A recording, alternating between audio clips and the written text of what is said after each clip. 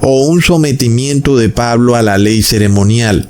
De la misma forma, tampoco el circuncidarse tampoco puede verse como una obediencia de parte de Pablo a la ley ceremonial. Con todo y eso, no olvidemos que la orden de circuncidarse es de Abraham y no de Moisés, ¿ok? Pero volviendo al tema, con Pedro la cosa cambia. Miremos que el problema es que Pedro buscaba hacerse ver él mismo como un judío piadoso, pero no lo hacía para salvar a los judíos, sino como para exaltarse a sí mismo. Entonces, cuando Pablo comía con los gentiles, se comportaba como debería ser, es decir, sin obedecer los ritos ceremoniales. Pero resulta que cuando llegaban los judíos, entonces Pablo se apartaba de los gentiles, porque no olvidemos que para la ley ceremonial, un judío no podía comer con un gentil. Es algo que estaba mal, porque para el judío, el gentil estaba inmundo. Cuando Pedro se abstiene de comer con los gentiles, le está mandando el mensaje a esos gentiles de que si querían salvarse, la única manera era convirtiéndose al judaísmo. De ahí que Pablo lo llame judaizante. ¿Ok? Entonces nosotros sabemos que Jesús no derramó su sangre solo para el judío. Si así fuera el caso, realmente, hermanos, estaríamos todos perdidos. Pero no olvidemos que la sangre de Jesús fue derramada para el ser humano, para el hombre, no para el judío. Y Jesús entonces soluciona ese problema o error de pensamiento de los judíos que veían al gentil como un ser inmundo a los ojos de Dios. Ahora entonces Jesús viene y le envía una visión a Pedro para que entienda que los gentiles ya no son inmundos.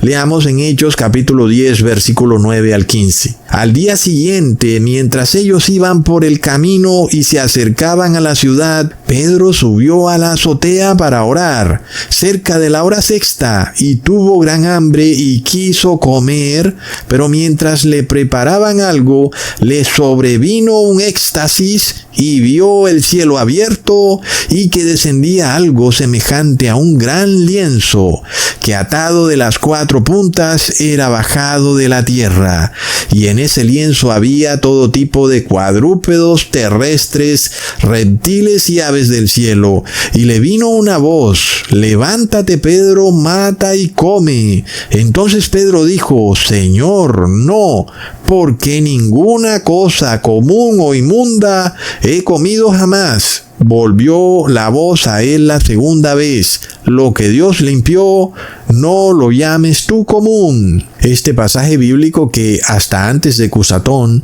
era totalmente tergiversado por los pastores masónicos evangélicos, quienes en su ignorancia masónica decían que Dios le estaba diciendo a Pedro que ahora Pedro podía hacerse un banquetazo de pernil de cerdo, hasta de reptiles, que porque ahora todos los alimentos estaban limpios. ¡Plop! Entonces, amigo evangélico, te invito a un asado de ranas. Vamos a ver si es que te las vas a comer, porque supuestamente Dios limpió todos los alimentos. ¡Plop! Aquí Jesús no estaba volviendo los alimentos inmundos en puros. Pedro claramente dice que él nunca ha comido nada inmundo, pero Jesús le estaba quitando a Pedro este error que él tenía de creer que los gentiles seguían estando inmundos. Y es porque así lo decía la ley. Es un versículo entonces que no se refiere a la comida, sino a que los gentiles ahora, a través de la sangre de Jesús, habían sido limpiados de su inmundicia. Eso, por supuesto, si se arrepentían, ¿verdad? Porque con todo y eso, algunos pastores masónicos predican que tú estás limpio por la sangre de Jesús sin arrepentirte. ¡No! Pues Jesús te limpia de tus pecados, pero si te arrepientes, ¿ok? Si no te arrepientes, sigues inmundo. Entonces, Ahora Pedro tenía la oportunidad de aclarar este asunto porque recordemos que Pablo lo regañó públicamente, lo dejó pues como mal parado al hombre, como un hipócrita, como un judaizante. Pero de nuevo Jesús viene a ayudar a Pedro, porque así era Pedro, necesitaba mucha ayuda y Dios lo ayudó muchísimo. Y entonces Pedro ahora tiene la oportunidad de hacer este anuncio ante toda la comunidad judía. Leamos en Hechos capítulo 10, versículo 28. Y Pedro les dijo: vosotros sabéis cuán abominable es para un varón judío juntarse o acercarse a un extranjero. Pero a mí me ha mostrado Dios que a ningún hombre llame común o inmundo. ¿Ok? Entonces vemos que Pedro sí estaba judaizando, porque para él un gentil seguía siendo inmundo, y por eso cuando llegaban los judíos se abstenía de comer con los gentiles. Eso hasta que Jesús le revela a Pedro que ya eso no podía ser así, y por tanto Pedro podía comer con los gentiles sin violar la ley. Y muy distinto pasaba con Pablo. Para Pablo esos conceptos estaban demasiado claros. Pablo no necesitó esa visión, él lo sabía.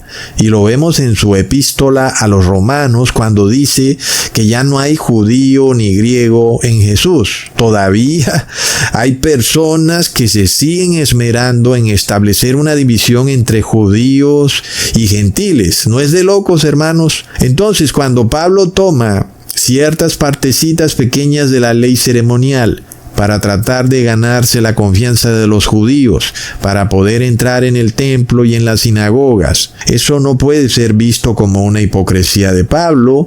Tampoco puede considerarse que el sábado es parte de esa ley ceremonial, porque el sábado es parte de la ley moral, como ya lo vamos a dejar contundentemente claro por 20,000 veces.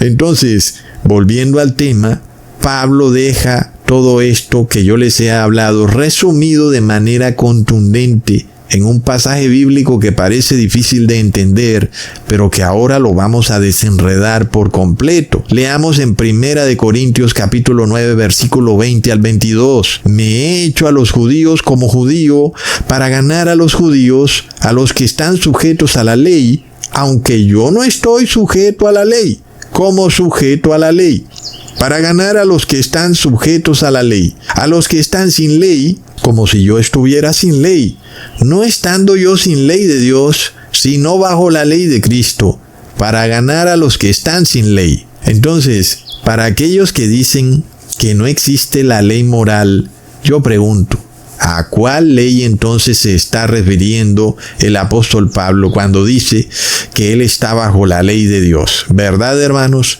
Ahora, César Vidal dice que no existe tal división entre ley moral, ley ceremonial o ley judicial. Pero si no existiera esa división, cuando Pablo dice que él no está sujeto a la ley, ¿a qué ley hace referencia entonces cuando acaba de decir que está sujeto a la ley de Dios? Entonces, esta contradicción que aparentemente vemos en este versículo ocurre por lo que te predican estos pastores. ¿Ves? Porque cuando César Vidal dice que la ley es la misma, tanto ley moral como ley ceremonial, entonces tú quedas totalmente enloquecido cuando lees este versículo. Luego César Vidal viene y te dice que es que Pablo se pega unos cañazos, como queriendo decir que Pablo dice unas cosas de locos, y resulta que Pablo no está diciendo nada enloquecido, sino que como ellos te enseñan mentiras, obviamente parece que Pablo se contradijera 1,000 veces. Pero cuando tú entiendes ahora que hay diferencia entre ley ceremonial y ley moral, entonces ya puedes ver que no hay ningún tipo de contradicción de parte de Pablo. Si no lo entendieras, entonces primero Pablo dice que no está sujeto a la ley, y luego Pablo dice que sí está bajo la ley de Dios. Total contradicción, ¿verdad, hermanos? Es una locura, nadie pudiera entenderlo. Ahora tú lo entiendes porque Cusatón te lo ha explicado, y la gloria es para el Padre y el Hijo. ¿Verdad, hermanos? Este versículo resume de forma impresionante lo que yo les he venido explicando. Pablo está haciendo una clara diferencia entre ley ceremonial y ley moral.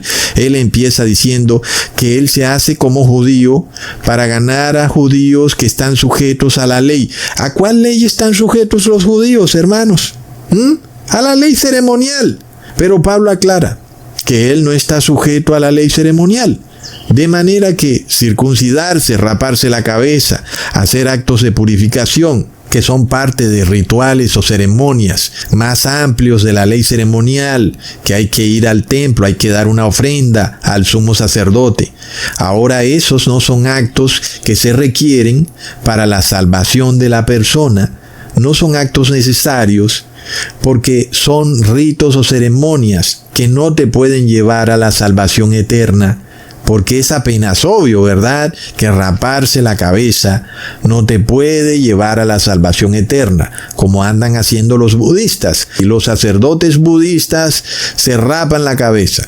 De nada les sirve, ¿verdad, hermanos?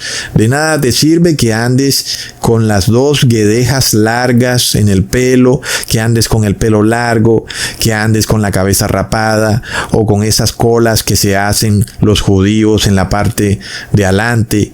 Es decir, es totalmente absurdo. Pablo deja el asunto bastante claro cuando él dice que él no está sujeto a la ley, pero luego dice que sí está sujeto a la ley de Dios. Entonces se tiene que estar refiriendo a dos leyes distintas. Y no es como dice César Vidal en este video, donde dice que toda la ley es la misma y que no existe tal cosa como ley moral o ley ceremonial, sino que él dice que todo es una misma ley. Pues no puede ser. Pablo en el versículo 21 dice que él busca ganarse a los que están sin ley, que obviamente son los gentiles, como si él estuviera sin ley. Sin embargo, aclara que él es bajo la ley de Dios. Ahora, de acuerdo con lo que él dice, la ley ceremonial no puede ser obedecida por los gentiles, porque él dice que esta es bajo la ley de Dios. En ese caso, si esa ley de Dios no fuera la ley moral, entonces, ¿cuál sería esa ley de Dios? ¿Verdad, hermanos? Ahora, no olvidemos que también los pastores masónicos dicen que esta ley de Dios es la ley del amor, ecusatón, el amor, como también dijo el anticristo, que ponerse el 666 era un acto de amor, y que tú lo hacías por amor al prójimo, no lo hacías por ti mismo, hazlo por los demás. Pero nosotros entendamos lo que dice el apóstol Pablo, que el amor es el cumplimiento de la ley. El amor no es la ley en sí misma. Ojo con ese sofisma, ¿verdad, hermanos? Y aquí le estamos dando un golpe en la quijada a los pastores masónicos de manera contundente, cuando vienen a decirnos que la ley es el amor. Un momentico, el amor es el cumplimiento de la ley, el amor no es la ley. Leamos en Romanos capítulo 13, versículo 10. El amor no hace mal al prójimo, así que el cumplimiento de la ley es el amor. Entonces, ¿cuál es la ley de Dios, verdad, hermanos? No es el amor, porque el amor es el cumplimiento de la ley. Entonces, el amor no puede ser la ley en sí misma, porque ya te está diciendo Pablo que el amor es el cumplimiento de la ley. Vemos que los pastores evangélicos engañan cuando dicen que estamos bajo la ley del amor. No es así. Porque el versículo dice que el cumplimiento de la ley es el amor, no la ley en sí misma. Es decir, que aquel que cumple la ley es